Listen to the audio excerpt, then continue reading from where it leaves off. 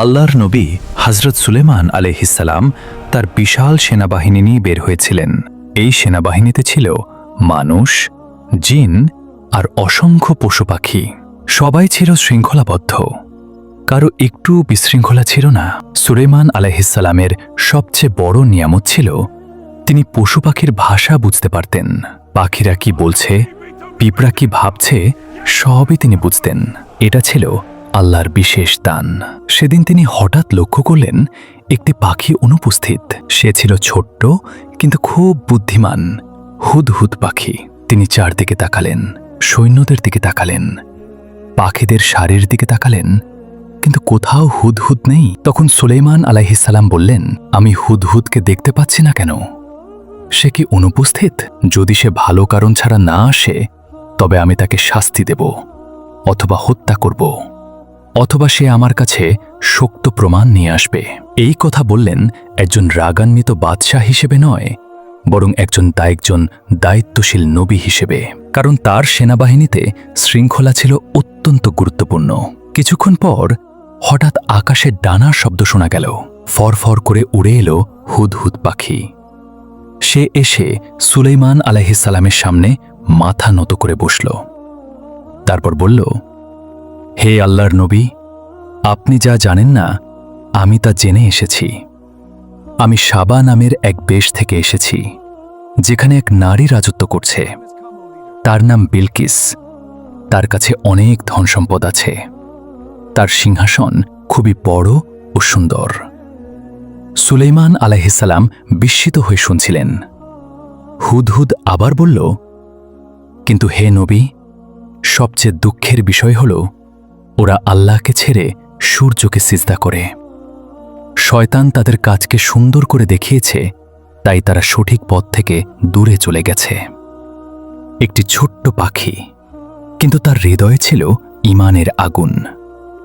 সে শুধু রাজ্য বা সম্পদ দেখেনি, সে দেখেছে মানুষের ভুল আকীদা। সে বলল, তারা আল্লাহকে সিজদা করে না, যিনি আকাশ ও জমিনের গোপন রহস্য জানেন।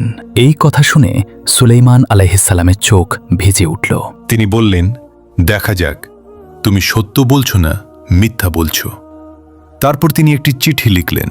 সে চিঠিতে লেখা ছিল, আল্লাহর নামে শুরু করছি, যিনি পরম করুণাময়, অতি দয়ালু। আমার বিরুদ্ধে অহংকার করো না, আত্মসমর্পণ করে আমার কাছে চলে এসো। তিনি চিঠিটি হুদহুদকে দিলেন, বললেন, এই চিঠি নিয়ে যাও, তাদের কাছে ফেলো। তারপর দূরে দাঁড়িয়ে দেখো তারা কি সিদ্ধান্ত নেয়। হুদহুদ আবার দানা মেলে উড়ে গেল। সে মরুভূমি পার হল, পাহাড় পার হল, নদী পার হল, অবশেষে পৌঁছালে সাবা রাজ্যের প্রাসাদে। রানী বিলকিস তখন সভায় বসেছিলেন। হঠাৎ আকাশ থেকে একটি পাখি নেমে এসে তার সামনে একটি চিঠি ফেলল। সবাই অবাক। বিলকিস চিঠি খুলে পড়লেন। তিনি বললেন, এটা এক সম্মানিত চিঠি। এটা সুলাইমানের পক্ষ থেকে এসেছে। সে আমাদের আল্লাহর দিকে ডাকছে। তিনি তার মন্ত্রীদের সাথে পরামর্শ করলেন। শেষ পর্যন্ত তিনি বুঝলেন এই ডাক সত্যের ডাক। তিনি অহংকার ছেড়ে দিলেন। তিনি সুলাইমান আলাইহিসসালামের কাছে এলেন, সত্য গ্রহণ করলেন, আল্লাহর প্রতি ঈমান আনলেন। আর এভাবেই একটি ছোট্ট পাখির মাধ্যমে একটি পুরো জাতি হেদায়েত পেল। আজও এই গল্প আমাদের শেখায়, ছোট হলে বড় কাজ করা যায় না, এটা ভুল কথা। আল্লাহ যাকে চান তাকে দিয়ে বড় কাজ করান। সত্যের পথে ডাক দেওয়ার জন্যে বড় পদ লাগে না, লাগে ঈমান। হুদহুদ পাখি ছিল ছোট, কিন্তু তার হৃদয় ছিল পাহাড়ের মতো দৃঢ়।